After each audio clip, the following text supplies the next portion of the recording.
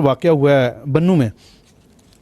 اس حوالے سے بھی ہمیں میڈیا میں، سوشل میڈیا پر اور پھر سیاسی جماعتوں کی جانب سے بھی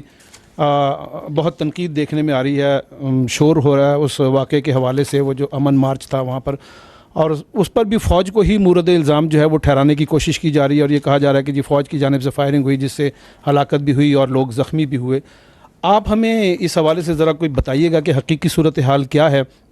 کیا یہ واقعی فوج کی جانب سے فائرنگ کی وجہ سے یہ صورتحال ہوئی، یا یہ کہا جا رہا ہے کہ جی جو وہ مجمع تھا اس میں بھی کچھ مسلح لوگ موجود تھے، تو ان کی طرف سے کوئی یہ واقعہ پیش آیا، یا واقعی اس کی حقیقی صورتحال کیا ہے؟ ٹھیک، اس پہ اپنا طارق وہ جو اس کی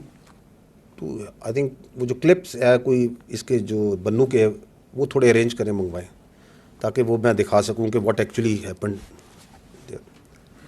دیکھیں یہ جو ہے اپنا 15 جولائی کو صبح کے ٹائم